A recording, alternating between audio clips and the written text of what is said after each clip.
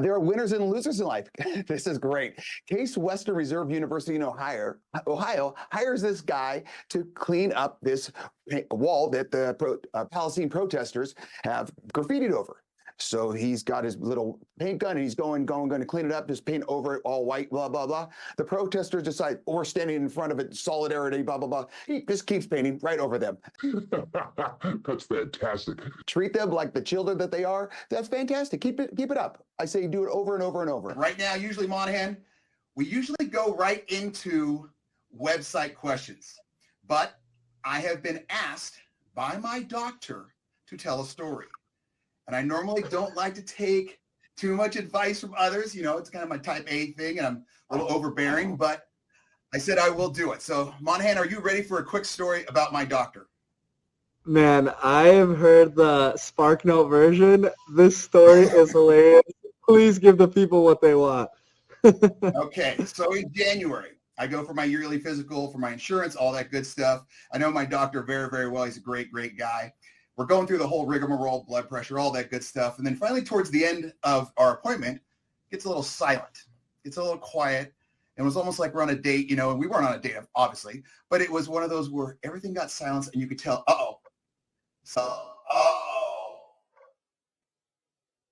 something's happening. And he looks at me and I'm looking at him. And then all of a sudden we make eye contact and he kind of does one of those. And I go, no.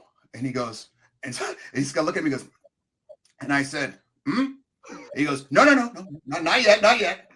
He goes, you're not old enough. He goes, but insurance has adjusted. Rubio, I'd really like you to go get a colonoscopy. And I go, hey, man, that's no. And he goes, no, it's the camera.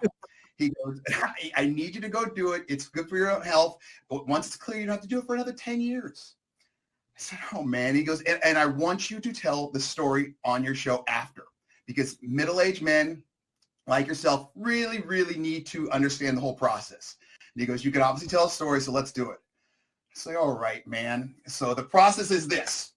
You used to have to drink like a gallon of just trash liquid.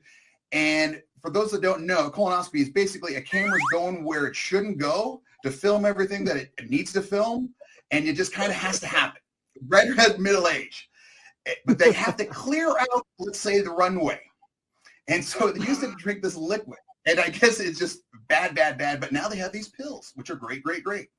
So the whole thing is about 12 hours before you go in for the procedure, we'll say, you have to start taking these pills. The day before, morning, you have a light breakfast. And then I was planning on like 2 or 3 o'clock in the afternoon, eating something a little bit bigger because I knew I wasn't going to be able to eat until 7 a.m.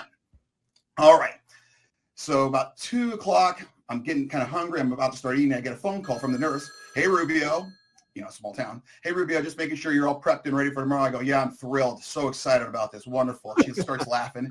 She goes, you're on clear liquids, right? I go, well, yeah, I guess I haven't eaten anything since breakfast, but I'm about to eat some. She goes, no, man. You're on clear liquids from now on.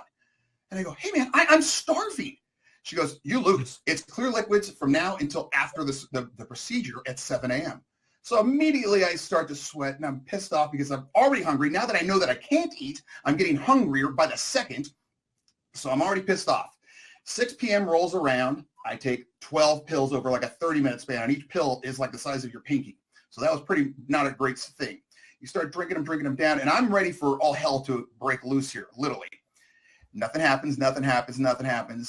And my family's not happy about this. They literally told me, Rubio, you need to go get a hotel. I go, I'm not getting a hotel. This is my house too. My 10-year-old said, why don't you just get like a Home Depot bucket and go in the backyard? I go, I'm not doing that.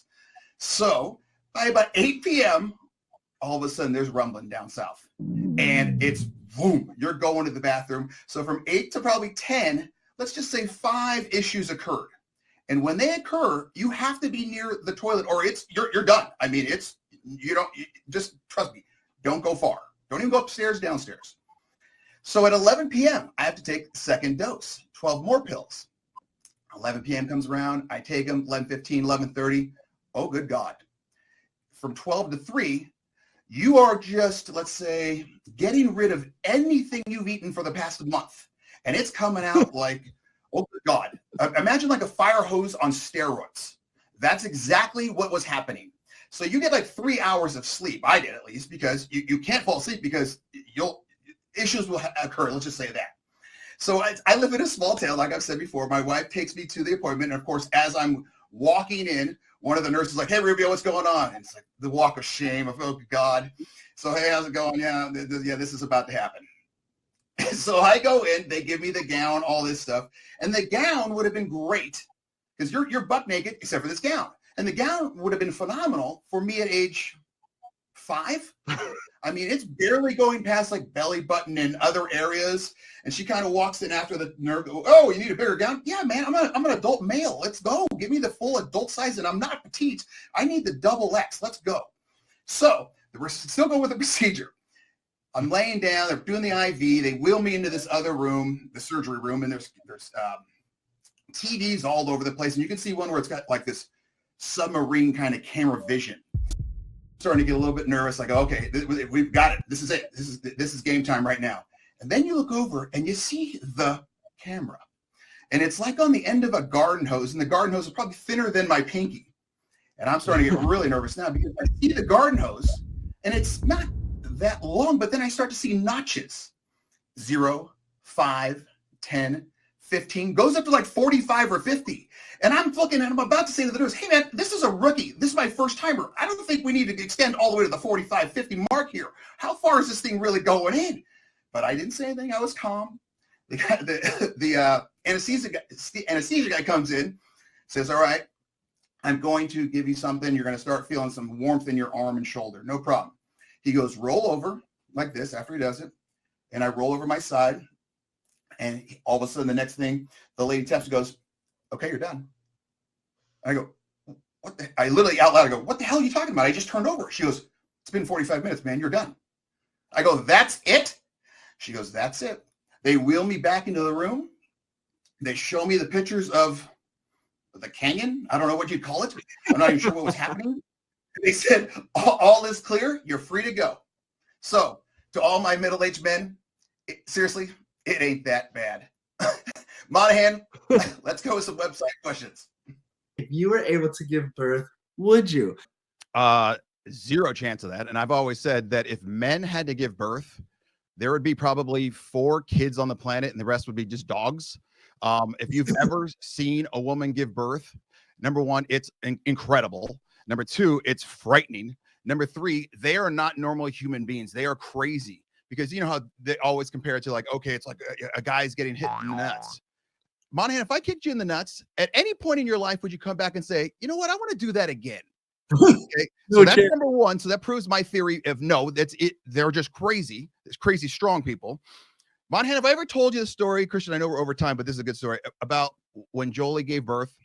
No. Okay, so all hell's breaking loose. We're in the labor room and all that good stuff. And I'm a little pixelated, I think, right now, but I still look good. Okay, and we're going, and the nurse is in there. If you've ever been to a labor room, the nurse does everything. I mean, they are wild at how much stuff they do, and they're doing it. Finally, it's code red time. They're dilated to whatever the hell it is, and so they call in the doctor. The doctor lady comes in. She puts on her catcher's mitt, does what she's got to do. Boom, Damon Dale rolls out. And I'm not joking. She's in there for, I would swear to God, at the most 5 minutes. And I looked at her and I looked at the nurse and we bonded a little bit. And I go, "You did nothing." And she goes, "What? What?" And I go, "Seriously, you did nothing. Whatever you get paid for this, you should give it to her, the nurse." And the nurse was like, "Hell yeah." And I'm saying, what did I miss? Because like you did nothing. And let's just say the nurse was very happy with me. The doctor was not very happy with me, but everything turned out well. Tampons were just installed.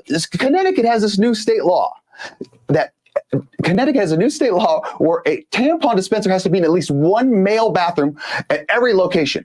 So this Connecticut high school follows the Connecticut law and puts a tampon dispenser in the boys' bathroom. Within 20 minutes, it's removed. So these kids are finally getting pissed off. They're protesting. The furries are saying, "Dude, you don't put tampon dispensers in the dude's bathroom." So they get pissed off, remove it. The principal sends out an email describing the events as, quote, "the most gregarious instance of vandalism." Really? That's the worst vandalism you've ever had? If it is, That's pretty impressive. And promise consequences for the list of suspects. The consequences for those suspects should be high fives and ice cream after dinner. Okay. We need an oh no, Rubio went there again, ticket count on this show. I've got us to 10 already. No, Joe, it's already 10? And that we should get a ticker like that, Jenna. I always call them the cringe moments because AC, he gives me a cringe count at the end of every episode. How many times he just cringes and just go, oh, good God. But if we're at 10 already, Jonas, is that right? I got to think about that over the commercial, but we're going to come back and we're going to talk about a real big moron in California that gets what she deserves. On episode 60, Jenna, I'm out. Number 1, ready? Let's go. Let's go. What is your favorite Canadian food? Oh man, poutine. I don't know if you know what that is in the States. I know what it is, man. I was hoping that it was going to be something else because I've been to Canada. I've had your food, and that's really the best. Well, it's a delicacy, right? It's French fries, like the best potatoes, fresh cut potatoes, and then you put on cheese curd, and I think cheese curd is like illegal in probably 50 states. I love cheese curds, and I love fries. And then the gravy. Okay, now hold on. Christian is messaging me out right now. He's saying yes. Are you saying yes, Christian, that poutine is great, or yes to my food connoisseurness is great? Because there's no way you can agree that poutine is fantastic. Oh my God, he said it's great. No, we need to find a new director editor. But I'm going to tell you, there's people over the years that they've kind of evolved it to all kinds of different foods. They throw ground beef on it. They throw pulled pork and shrimp. No, you know what? It's the potatoes, the cheese curd, and the gravy. That's it. That's the only poutine that's we're gonna move on because I might have to end the interview at this point. Poutine's trash, man. All right. New York has illegal immigrants complaining about food and shelter. Ed McAndrew, sub 68. Exactly. What's going on, Daddy? New York, they're a sanctuary city. They've been letting these illegals in, and they are getting overrun. But they're giving them these little credit cards for money for food because the illegals were complaining that they didn't like the food they were getting for free. So you're over here illegally, and you're like, hey, man, imagine walking into someone's home. You just walk through the front door, you unlock it, you just walk in, you're not wanted there, they don't know who you are, and they're having pizza. They're having that hot honey pizza. Jenna, did you try that yet? So good. And they're like, oh, no, we don't want this. This food's terrible. I'd say, number 1, get the hell out of my house. Number 2, too damn bad. Get out, man. And so they're complaining about the food. Then they're complaining that they only get 2 months of shelter. 2 months of shelter. And so they're like, well, what are we supposed to do after 2 months?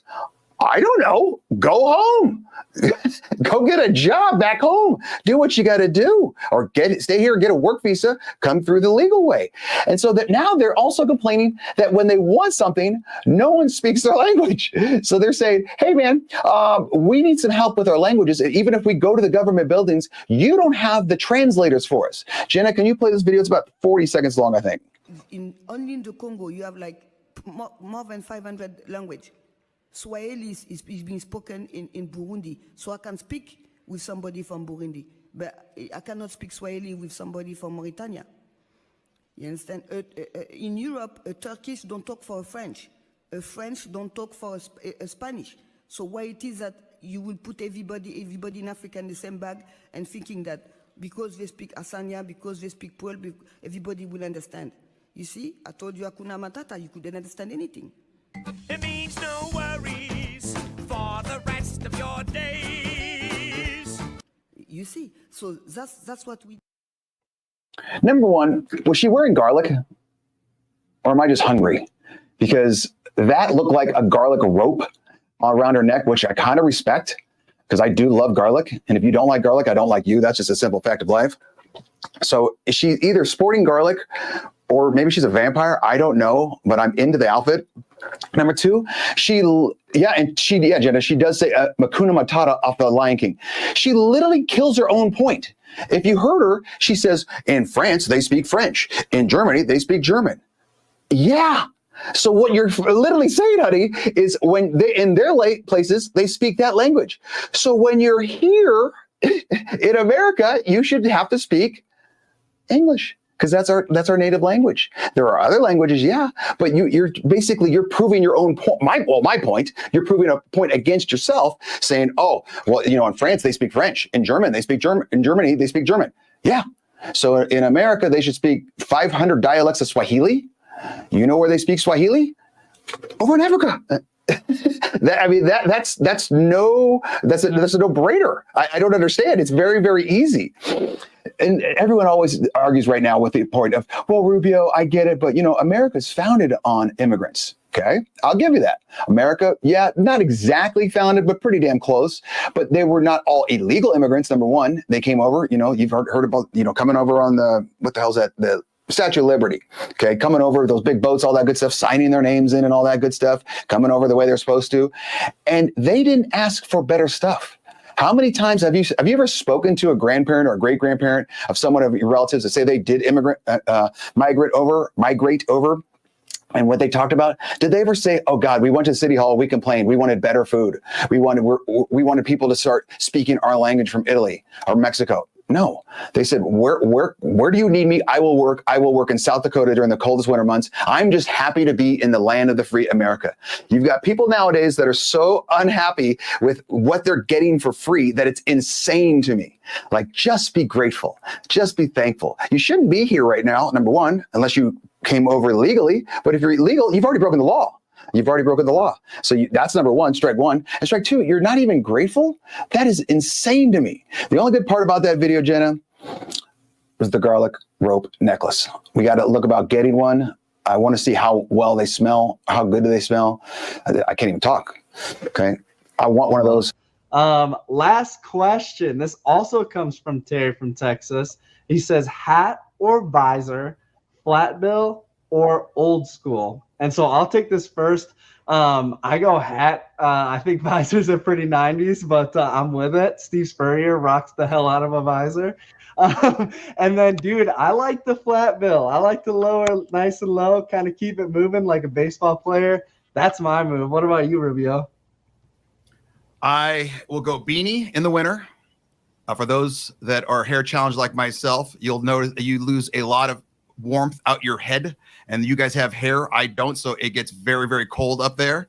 I do not wear hats because my wife tells me not to, because she says my head is too big and I start to almost look like a hot dog on a stick guy, or if it's smaller hat, it looks like a little yarmulke on me, and that's just not a good sign for me. Quick yarmulke story. I guess you probably didn't think this was going to happen in Monahan. When I was teaching, I had a kid who was going through his bar mitzvah, and I got invited, and I was like, hell yeah, let's go. I want to learn all about this. So we go to the bar mitzvah, and immediately I started to think, oh my God, I'm gonna have to wear a yarmulke. What are they gonna do? Staple it on my head like, Scrooged or something? So luckily they had a little duct tape for the man. Okay, duct tape that thing back there is great. We go around, and I don't know if you've ever been to a bar mitzvah. I've never been, and all of a sudden they're rolling around with this tube, and I think it has the Torah in it, or the Bible, whatever's going around, and I'm not paying attention, and everyone's touching it. Just touching it. And I had no idea that it was glass or anything like that. So immediately it comes to me and I go, boom, like that, and almost shatter it. And everyone looked at this big brown bald guy with the duct tape yarmulke as the biggest idiot on the planet. And I pretty much was. That's my yarmulke story. Christian, I'm out. So we go to the store, Jenna and I, and Jodish's buddy. He gives us a ride because he's from California. And we come out of the store, and Jenna, who's a very fiery individual, if you don't know this, and Canadians are usually very polite human beings. I don't know if she's fully Canadian because she's got a lot of rage. And for some reason, she has a lot of rage towards me. And she's going to lie and say she doesn't, but she does. And I love it because she goes right back and forth with me. So all of a sudden she goes, hey, Rubio, she's got that Canadian accent. Did you see the VLT machine in there? And I look and I said, I don't know what a VLT machine is. And she goes, VLT. I said, Jenna, I don't know what that means. She goes, a VLT machine. And I said, Jenna, I don't know what that means. And then she proceeds to get decibels higher. VLT. Jenna, you saying the letters over and over and over again does not make me understand. Can you please explain to me what the letters VLT mean? And she says, VLT. I go, Jenna, for the love of God, you say VLT again, and I'm just going to leave you here. So she proceeds to Google it because she didn't know what it was called either. So she's yelling at me for not knowing what VLT is, but then she puts up, it's Video Lottery Terminal. It's a slot machine. It's a slot machine. Just say slot machine. Why do you have to be so high tech like the doc and say Video Lottery Terminal, VLT? Okay, so for everyone that's in America or doesn't want to get raged at by Jenna, A VLT is a video lottery terminal, or as an American you'd say, slot machine. For some reason, they can't just say what we're saying. Maybe it's all the years of bad food. I don't know. I apologize. The next thing I want to talk about is AC getting big time. For those that don't know, AC is a host of AC Sports Live. He's going to be going on tonight at 8, is it 8 p.m.? 8 p.m. or 9 p.m.? One of those, I think 9 p.m. And he's a great host, great show, and he knows a lot of athletes because he's from the LBC, Long Beach City. Tons of athletes come out of there, and AC knows them all. He knows a lot of people. Plus, he's played at UCLA with some greats like me and Jonathan Ogden. We'll talk about him later. So AC, you'd walk around, you see someone you know. You're like, hey, man, what's going on? How's it going? Is there any way I can grab you for a couple minutes? Just want to talk to you a little bit about men's mental health or whatever you want to talk about, whatever you're plugging. And they'd always say, yeah, I know, man. They dap him up going over there. They never showed up. So this happened one time, 2 times. By 2 times, AC, you could start to see his depression setting in because he thought he was big time, but he was getting big timed. And so this happened a 3rd time. By 3rd time, I'm the friend that's going to be there to console you, but I'm also going to be there to absolutely mock you and make fun of you because he kept getting big timed over and over and over. And I swear, I think he was probably 5 or 6 times he got big timed in a row. And then I had to have a therapy session with AC on live TV, telling him it's okay. We'll be able to get someone because he kept talking about Jonathan Ogden. Jonathan Ogden, I'll show you a picture of him later, is named Big O. He played at UCLA with us, probably the #1 offensive lineman in the history of the NFL. He was the first pick by the Ravens. He was the highest player in the NFL for, I think, a couple of years. And that is extremely rare for a lineman. Just think about that. Quarterbacks, wide receivers. Jonathan Ogden, Big O, was the highest paid player over all those guys. So AC's got him on speed dial, like, hey, man, can you come out Tuesday? Yeah, I'll be there. Big timed him. Wednesday. Yeah, I'll be there. Big timed him again. So AC's going into deep, deep, dark depression. And so I'm trying to bring him up, yet still mock him and kind of make fun of him. So it turns out Big O broke the big time streak and came on and did a great, great interview. It's on Thursday. I think it's right around noon Pacific time. I'll try to find some clips for it, and we're going to start cutting those up. I know Jenna's going to be on that.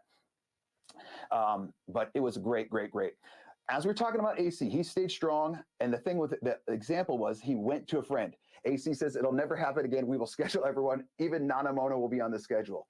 Yeah, Nana Mona, great fan. She watched more NGBN TV than we did. And we even FaceTimed her at night, and she was still going strong. So shout out to Nana Mona. AC is still a little butthurt, as you can tell. AC at one point interviewed someone named Jonathan Levine.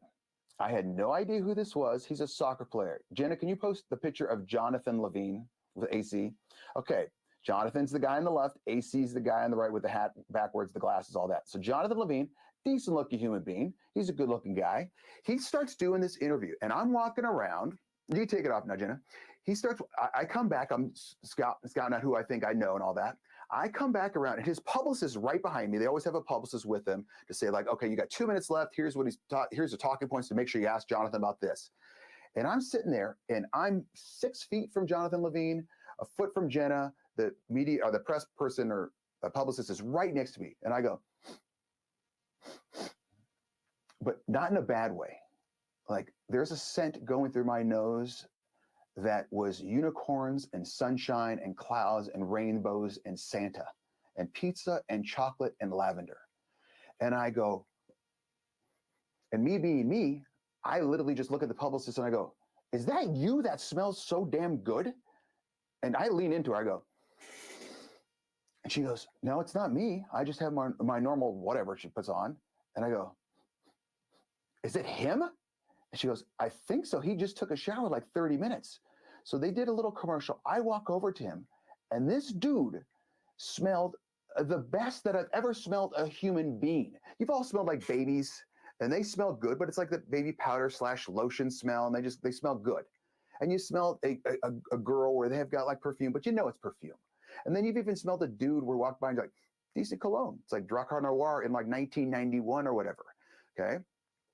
Or you've even walked by like the smell of fresh cut grass or bacon or barbecue or whatever like that.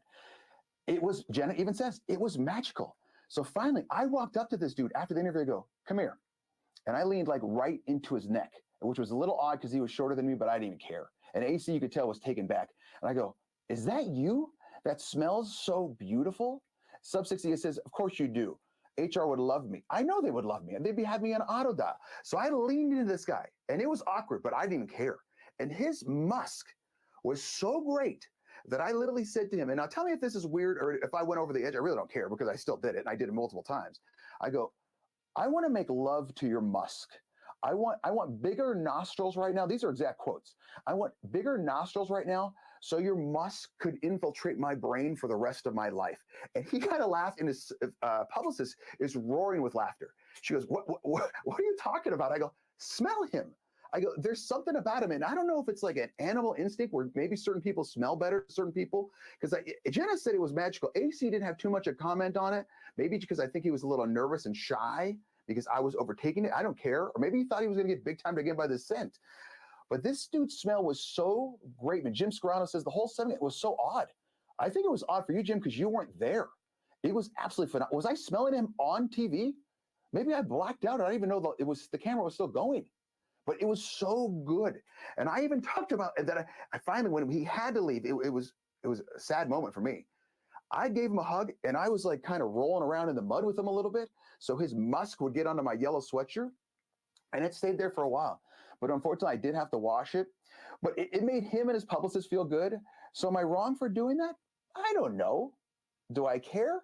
No. Would I get written up by HR for that? I don't think so. That's a sub 60 ed question. I don't deal with HR, so I have no idea. But I thought it was great. We're going to go to one more interview segment, and then we're going to go to commercial after the Big O. So AC finally got Big O. Okay. Jenna, can you please post the picture of Big O? Now, mind you, I am not a small human being. I'm a solid 6'2", possibly 6'3", if my back is loosened up. Look at the size of this man. He's all of 6'9", okay, now, multi-millionaire, one of the nicest human beings you'll ever meet. Now, keep the picture up there, Jenna. I want you to look at this is what always gets me with big athletes, okay? Yes, the size is freakish. He's a large man. I get it. My head is huge, okay? I can't wear a normal hat. Look at Big O's head. And the thing is that the head, it's filled with brains. The dude got like a 1580 out of 1600 on his SAT. He went to the classes at UCLA. He was an absolute freak. So he was a freak athletically and academically. So what's the deal? Are some people just blessed like that? Because during spring ball, spring football is basically from August to December, January, if you get into a good bowl game. Then they give you a month or two off, and then you do spring ball. Spring ball is basically, it's in the spring. I know that's a tricky concept. And it's March or April, May, not May. I don't think we ever went to May. And here, Charles Schultz, hold on. Like an ex-girlfriend sent lingering on a pillow. Rubio was refusing to wash his sweater. I'm more upset that I didn't get like an extra shirt, something that I didn't have to wear, and just rub it all over this guy's neck, chest, wrist, or whatever, because then I could have just hung it and maybe put it in a jar. Would that work? Where I could put it in like a mason jar, put a lid on it. And so I would have this guy's musk forever. His publicist loved it so much. She was laughing so hard, like little tears were coming out, that she goes, can you say all that again for my camera? And I did. I said, I want to make love to his musk, my nostrils. I wish they were 4 times the size so I can inhale as much of that as possible. So I did a 30-second commercial for, I'm hoping that Jonathan Levine, he's a soccer player out of Mexico. I'm hoping he comes out with a cologne, because I'm going to Costco and I'm just buying a trough of it. And I'm just going to bathe in it every single day. As you can tell, I'm a little obsessed with this guy's musk. My only hope is that you guys all get to meet him, because number one, he's a cool dude, nice guy. And I'm not even a soccer guy, and I was paying attention, but his musk, my God, he could be on like silent films. He doesn't even need to talk. Just let that musk spray about. Anyway, back to Big O. He is who he is. Jennifer, you could pull up that picture again real quick. I'm sorry for having to do this to you. The guy's worth millions, possibly hundreds of millions. I'm dressed better than this guy. He's got like a Hall of Fame shirt that I know he got for free. It looks like an Old Navy sweatshirt, which I love Old Navy. They got great products. He's got some, I would assume he's got to buy custom jeans, because I don't know what the hell size those are. And I think he was wearing Vans. He was wearing Vans. And the thing is that if you don't know Big O, he's the exact same dude that he was when we used to hang out with him in 95, 96. It's almost bizarre that he's someone who's got that much money and that much clout. He's number 61 on the list of top NFL players. Rubio, I even have yellow shoelaces. Yes, I do. Of course not, Amona. I got to be head to toe. He was number 61. He is a large human, sub 68. My goal in life is for you and Big O to hang out together. I mean, Old Navy Online, Roberson, I taught you that trick. Old Navy Online. unbelievable deals. That's a shout out to them as well. But Big O, he is who he is. He refuses to change, and he is real. That's one of the best qualities you can have about who you are and what you want to do and what you want to be, is refusing to change. You are who you are. If people like you, they like you. If they don't like you, they don't like you. I remember one time my grandfather used to say, Christopher, big, powerful man. He used to say, hey, Christopher, if you find out someone doesn't like you, that's fantastic. And I'd say, Grandpa, why? And I was like 7 years old. Because if they don't like you, you don't have to spend any time trying to like them. They're never going to like you. You could spend all your life trying to get them to like you, but you're an acquired taste. They're an acquired taste. Let them not like you. You just focus on the people that you want to hang out with and that you associate with and that you can run with as well. And I thought that was great advice. And he was full of advice. This was the same man who, when I was like 6, was teaching me to eat spaghetti. And he would say, put a spoon in this hand, a fork in this hand, and you twirl 3 times of your spaghetti, and then you take it to your mouth.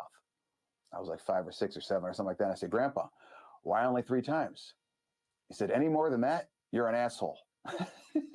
Great advice, Grandpa. On that note, Jenna, I'm out.